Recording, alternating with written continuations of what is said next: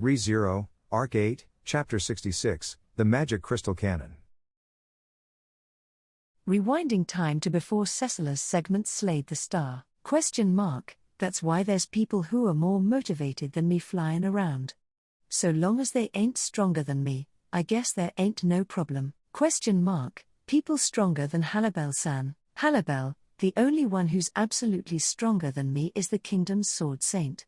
Other than that, it depends on compatibility and the circumstances. Halibel's softly worded response gave Subaru a sense of both relief and trepidation. Cecilas being included, as an ally, having a strong person take pride in their strength was nothing short of reassuring.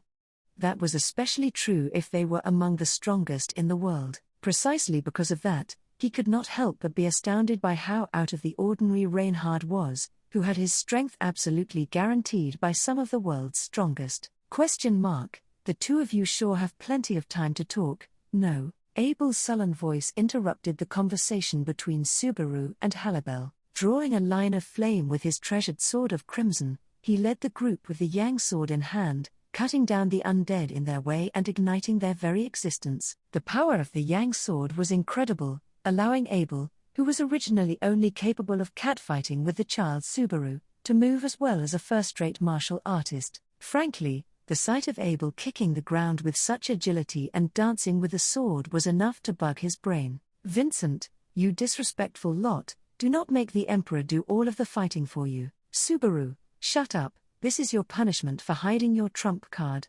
Besides, I'm not making you do all of the work, was what Subaru was about to say, before he was interrupted by a tremor. Subaru, what had caused the ground to shake, was two undead who had dropped from the sky. A giant and a tall figure landed as if to obstruct their path, readying their weapons behind the sullen-faced Abel and Subaru, who glared at him. It was as if the two were trying to make them pay for foolishly arguing on the battlefield. Vincent, the monster arm, Rondando. Abel's calm, black eyes reflected the undead behind Subaru. While calling out that name, he stabbed his Yang sword into the other undead that had appeared behind him, burning its existence. Accepting the offered name, Subaru looked back at the man standing behind him, who had only an oddly developed right arm, and saw Halibel caught the surprise attack with one raised finger. In their contest of strength, the giant did not overwhelm his opponent. Halibel, don't you be disappointed, you're real powerful.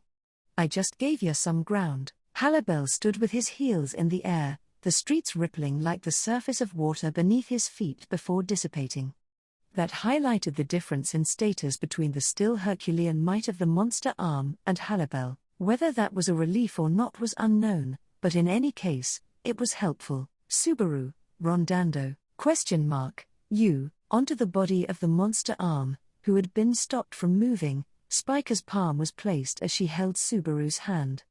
The next moment, the role of the undead was stripped away, and their opponent, clouded by hostility, Rondando blinked his eyes. Turning to dust from his fingertips, Rondando was released from the mission that had been imposed upon him. That their face looked relieved as they disappeared, was most likely because Subaru wanted to believe it so.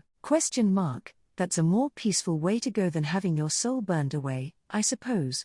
Beatrice, who held Subaru's hand opposite from Spiker, understood his sentiments. To the kind judgment from his partner, Subaru said yeah and squeezed her tiny hand back, and then he looked up at the wolfman beside him. Subaru, that was helpful. Halibel-san. Thank you, Halibel, no worries, it's just as the Emperor-san said. I shouldn't be just looking round all the time, I at least gotta make up for the sleeping kid. Halibel laughed appreciatively and bobbed his Kisero up and down between his teeth. The wolfman was holding the unconscious Jamal in his arms, but contrary to boasting about his overwhelming strength, he was probably being overly modest about his performance. Jamal was in a bad state, but this reinforcement more than filled the gap that he had left behind. Beatrice, it would be troublesome if you were satisfied with simply working as a replacement for Jamal, I suppose. An outlier like you must work even harder, in fact. Subaru, I didn't say that. Halibel, well, ain't ya a fierce lil pup? But, it's more invigorating when someone expects that much from ya. Though, if I get too enthusiastic and die, the wolfmen might end up getting wiped out. Subaru, Let me just say this, I feel like if it's a situation where Halibel-san would die, I have a suspicion that the entire world would be destroyed, not just the wolfmen. This was not an exaggeration, it bore repeating that this was a battle on that sort of scale. As was always the case, Subaru was frantically fighting against the obstacles that stood in his way, fervently trying to deal with them, and persevering to somehow overcome these obstacles with all of his friends. Subaru, could lower-level people like me please not have to fight against the enemies of the world? What's with those eyes, Spiker? Spiker, Yuao? Beatrice, the day that you became Betty's partner and Emilia's knight, it was already too late, is what Spiker is trying to say. In fact, Subaru, there's no way Spiker would have such a detailed overview of the state of the world. He objected to Beatrice's arbitrary interpretation. Nevertheless, Spiker's reaction seemed to indicate that it was generally correct. He tried to stare at his hands, but could not do so because both of them were being held by the little girls. How unfortunate. Halibel watched the scene with thread-thin eyes, in a good humor. Vincent, enough of this frolicking. Again, Abel spoke in a cold voice that seemed to split the air. However, no one, including Subaru, could complain about his latest request because they had finally arrived before their destination. Subaru, the Crystal Palace. Even from a distance, the towering majesty of the palace was overwhelming, but looking upon it up close like this, that impression was not diminished, but only intensified. It was not for nothing that it was praised as the most beautiful palace in the world. Beatrice, such an outrageous palace, I suppose, Beatrice muttered as she tightened her grip on Subaru's hand. What was contained in that murmur was not an admiration of the beauty of the palace, but a quiet fear. When Subaru gave her a sidelong glance to inquire about her true intentions, her eyes, with their distinctive patterns, flickered. Beatrice, to amass such a large amount of rare and highly pure magic crystals is something extraordinary. In fact, even if we were to overturn the empire, we would never be able to build something like this, I suppose. Subaru, that being said, it's actually here, right, Beatrice? So, this means that they crafted the magic crystals they lacked. In fact, it's no wonder that the number of spirits willing to lend a helping hand to others is extremely low in the empire, I suppose. Subaru, that's... Subaru was taken aback by Beatrice's grim face and her words. In short, a magic stone was a mass of condensed mana, and their purest form was called a magic crystal. The fact was that Beatrice, after seeing the Crystal Palace, which had been made lavishly from it, looked extremely displeased, and said what she had just said. Vincent, magic crystals can be artificially created by preparing a large amount of colorless mana and condensing it.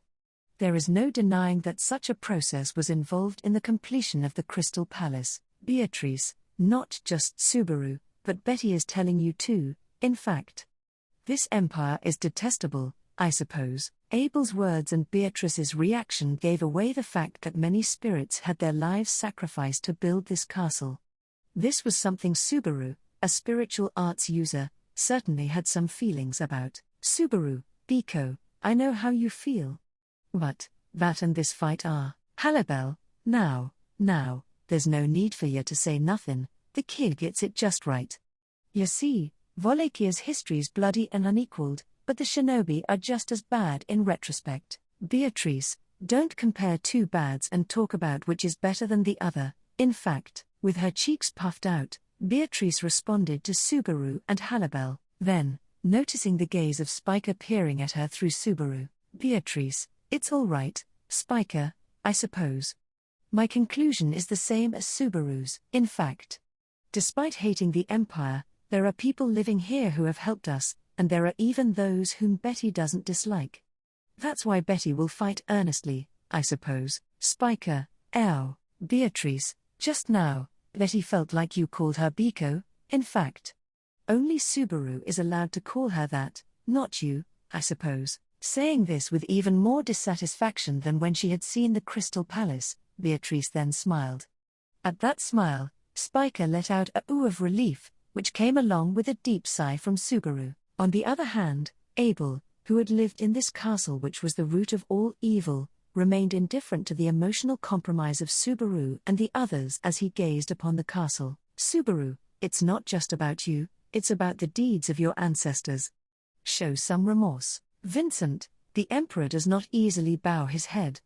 If you truly wish to pursue those responsible from that period, you should take a walk. Those who were involved in the construction of the castle might be around. Subaru, you. Abel's inability to stop talking was met with a glare by Subaru, but the argument came to an impasse as the castle appeared within sight. In the front of the Crystal Palace, figures begin to sprang up. Halibel, these fellas must be elite, here to stop us from going in. Seems like they're real strong, so it's gonna be tough. Subaru, if the castle is well defended, it must mean that something important is hidden there. Abel, where should we aim for in the castle? Vincent, since the stone is being utilized for the forbidden magic, the treasury where the core of Moguro Hagane, the nucleus of the Crystal Palace, is kept, or perhaps the underground cathedral where sacrifices are offered to anchor the stone. There is also the dungeon next to the cathedral. No, disregard that, Subaru. In the face of successive obstacles, the group's readiness to rush in was heightened.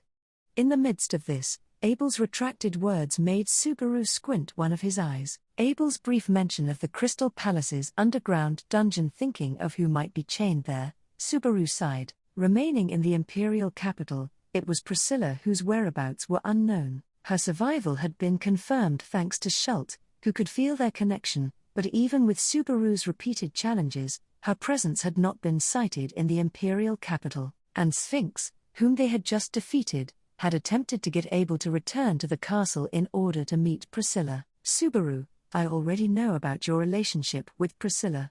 But even if you are worried about your sister, there's no need to insist on it. Vincent, do you plan to seize the Empire's weakness? Subaru, shut up, you siscon. Your sister might have the worst personality, but she's also on my list of people I won't let die, so I'm just saying we should save her while we're at it. From the beginning, their encounters had never contained pleasant memories, as he had always been manipulated by Priscilla.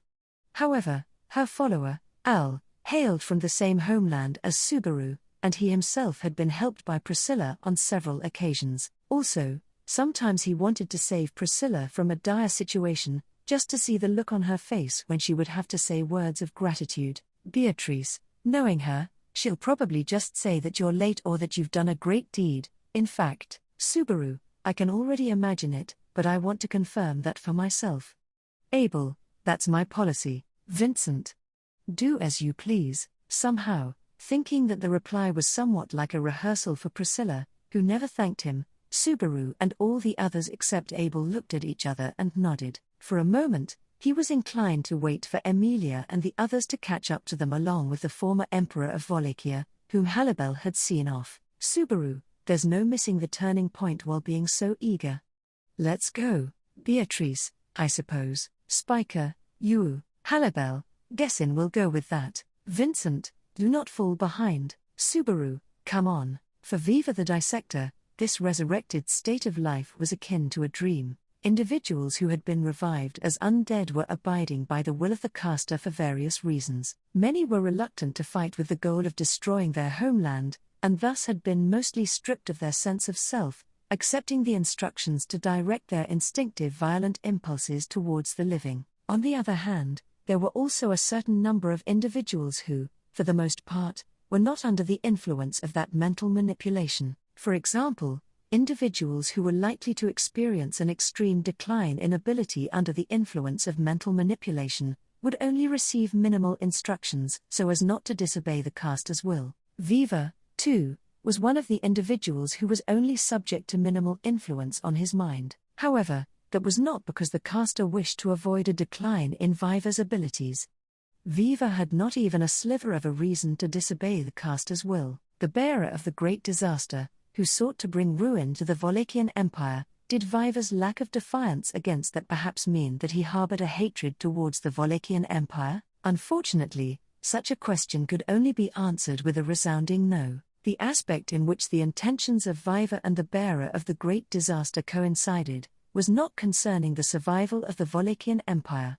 It was the investigation of the soul and of its true nature. The reason why Viva came to be known as the dissector was because he did battle with many enemies as a warrior of the Wallachian Empire, and dismembered the bodies of his opponents into thousands, tens of thousands of pieces. Only, the reason why Viva would dissect his opponents' bodies to such an extreme extent, regardless of their survival, was not because he harbored any perverted interests.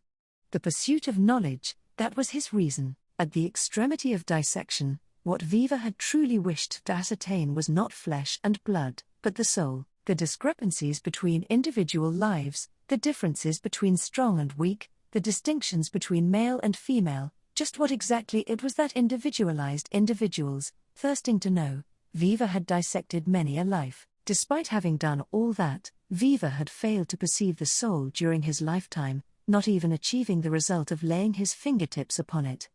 He had died in the midst of chagrin. That had been the life of Viva, but, having been resurrected from death, Viva laid eyes upon what lay beyond his hopes, which ought to have already come to an end. When he himself was revived by the power of the witch, who was abusing the usage of souls, he gained a fragment of understanding of the soul, which he had failed to touch even a portion of during his lifetime. The witch had given him the opportunity to turn that fragment of understanding into an even greater fragment. Ergo, for Viva, this era was a miraculous one indeed. Viva, there are still many things I wish to assess. Got it? The witch who had revived Viva had also affirmed his insatiable curiosity. In order to thoroughly investigate souls to his heart's content, Viva had been granted the right to toy with lives in the palace, and was provided with an environment where he could delight with more test subjects than he could have ever hoped for when he was alive, undoubtedly allowing him to fully enjoy this time of splendor. If it was for the sake of this curiosity, he did not care how many lives were lost. Rather, the more people died, the more variety of resources he would have to use over and over to the fullest extent. Thus, the more people he killed, the more Viva's desires would be fulfilled. For that purpose, there was still many a life he needed to take. Viva the dissector. Viva, both in life and in death, your deeds are unbearable to witness.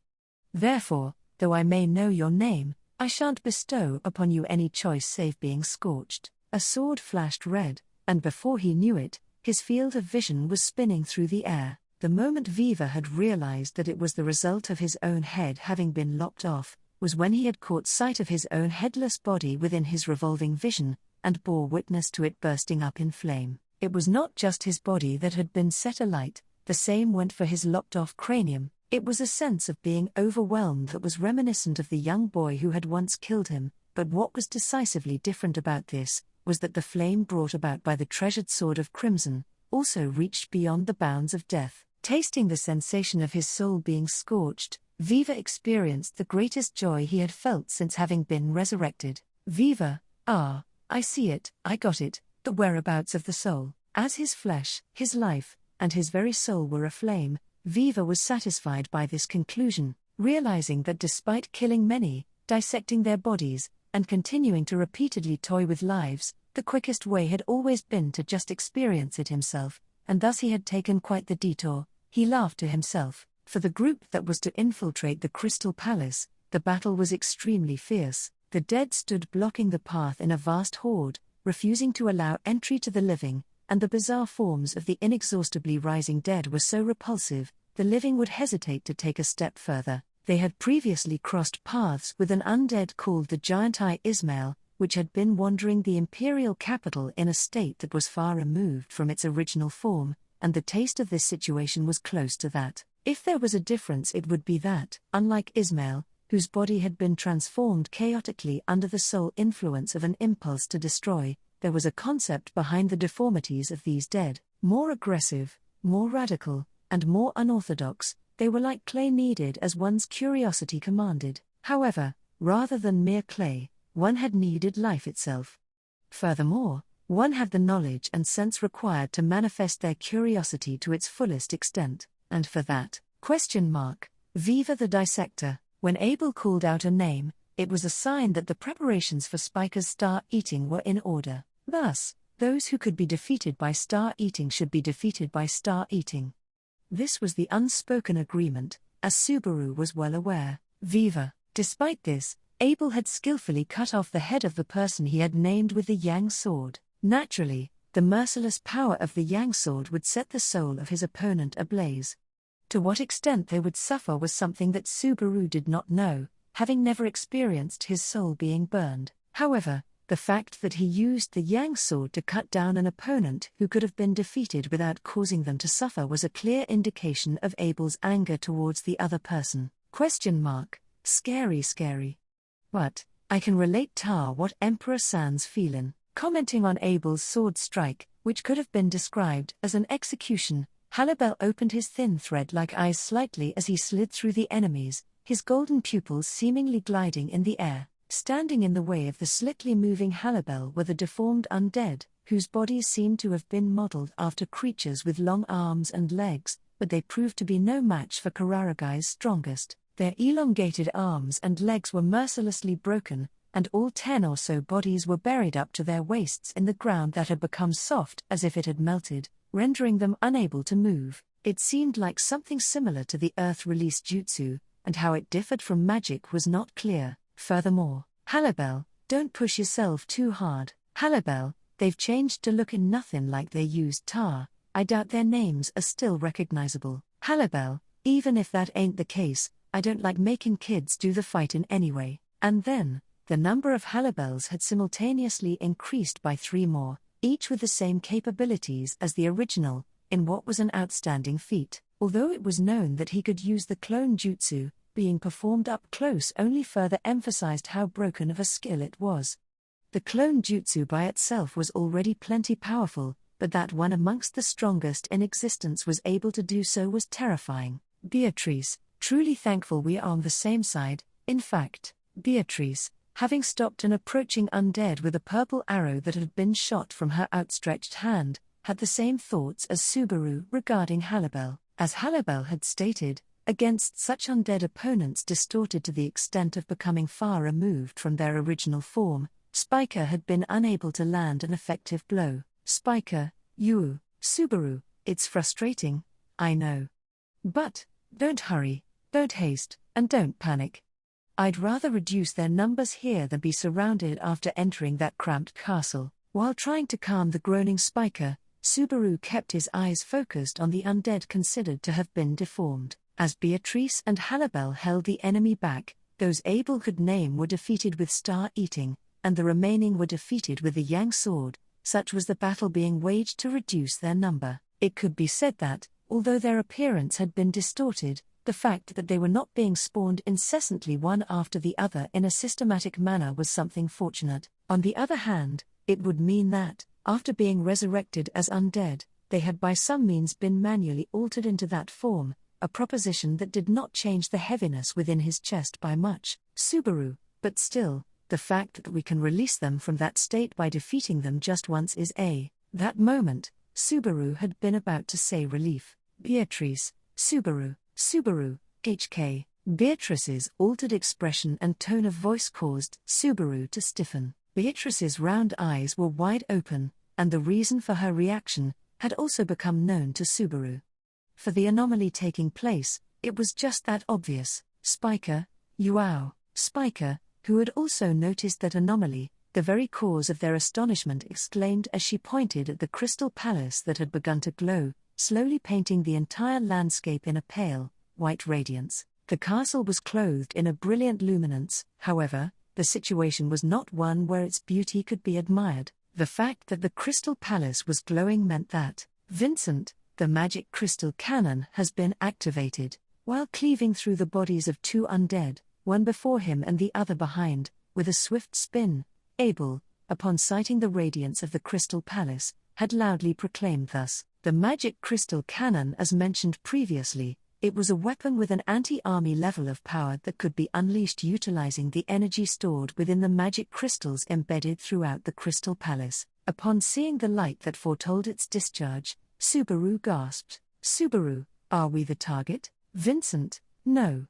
Mowing down the ground beneath the castle with the magic crystal cannon would be an act far too careless, even if they are undead who can be revived endlessly. Subaru, hearing Abel's cry, Subaru's thoughts began to heat up and accelerate. Abel's conjecture that the target was not themselves was not a relief, but rather it was unfavorable.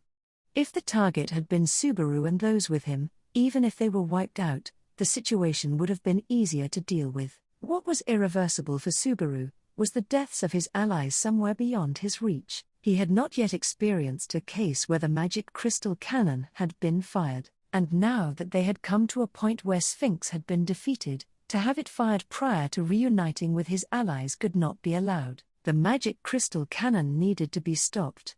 However, it was already too late. The light was undoubtedly the pre-fire charge, yet none of the prerequisites for putting a stop to it had been cleared.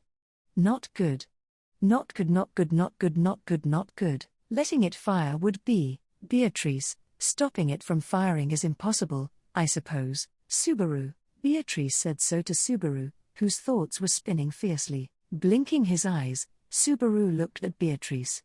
Then, Beatrice, who had just said that it would be impossible, looked back at Subaru with eyes that, contrary to what had been said, had not lost even a sliver of their vigor. For his partner, the most adorable and reliable partner in the world, Subaru forced his cheeks into a smile. Subaru, Biko, wanna do something reckless? Beatrice, good grief, Subaru can't do anything without Betty. In fact, Subaru, yeah, that's true. Saying this, he tightened his grip to make sure that her hand, presently almost the same size as his own, was still in place. Swinging, the treasured sword of crimson traced the ground, and the square in front of the crystal palace burst into flames. Raging like beasts, the scarlet flames blocked the path of those who had transcended the boundary between life and death, preventing them from advancing further and allowing none of them to interfere. Vincent, to leave the emperor by himself at the front line. You blasphemers! Abandoning such curses behind, a shadow fiercely retreated from the crystal palace as it grew more radiant. What had appeared from a distance to be nothing more than a black shadow passing by was the earnest sprint of a jet-black furred wolfman, renowned as one of the strongest in the world. And, once the running wolfman had gained sufficient acceleration through his sprinting, then, let all your strength out. As the straight and fiercely running Halibel kicked off the ground, another Halibel awaited up ahead, and using his folded hands as a foothold, he forcefully flung his body into the air. Like an arrow, akin to a bullet, Halibel had leapt upward, but that was not the end. Subsequently, two Halibels having jumped from the buildings on either side had caught up to him, each aligning one of their feet with the soles of the first Halibel, who had been tracing a parabolic path. Halibel, more still. Halibel, if I don't go all out, I'd get a scolding from Lil Anna. The kicks from the second and third Halibels propelled the first Halibel even higher into the skies. Drastically and rapidly, Halibel soared diagonally, and just as the momentum reached its highest point, he adjusted his posture midair. Halibel, I can only earn till this point. You're thinking you can manage. Subaru, yeah, that helped a lot. Halibel, who had been carrying Subaru and the other two with him, cleared his throat at that reply. Then, having arched his back as far as he could, he flung Subaru and the others from that position. Utilizing the clone jutsu, the cooperative play of the four Halibels had gained both distance and altitude all at once, and Subaru, with Beatrice and Spiker in the firm embrace of both his hands, had been sent flying. Having gained sufficient altitude in that manner, Subaru, despite his whole body being buffeted by fierce winds, still opened his eyelids to look at the crystal palace, which was now far off in the distance. He closely observed the crystal palace, which was increasing its white light to the utmost limit, to determine the direction towards which the magic crystal cannon had been aimed. Subaru, Spiker, wow. He tilted his head in the direction the magic crystal cannon was aimed, and in the next moment, Spiker's teleport was activated. With that, Spiker teleported with Subaru and Beatrice repeatedly over and over again, swiftly closing the distance to the trajectory of the magic crystal cannon. Spiker, ow, Beatrice, geez. Betty said no more, in fact. Murak, in response to the strain evident in Spiker's voice, Beatrice activated yin magic that lightened Subaru and the others. With Subaru and Beatrice now lightened to the utmost, Spiker twisted her body in midair, and gave them a kick with all of her might as a final push. Out of the corner of his eye, Subaru held Beatrice's hand tightly as Spiker spun around and away from him. Subaru, Abel, Halibel-san, Spiker, Having called out the names of his companions who had worked together to bring Subaru and Beatrice this far, Subaru clenched his teeth and opened his eyes wide. In the next moment, as the light of the Crystal Palace flashed with exceptional strength, Subaru, Biko, I love you, Beatrice, that goes without saying, I suppose. Holding each other tightly, Subaru and Beatrice turned to face the light, and then, Beatrice, Al-Shamak, the light from the magic crystal cannon was swallowed by a massively large void that had appeared in the sky.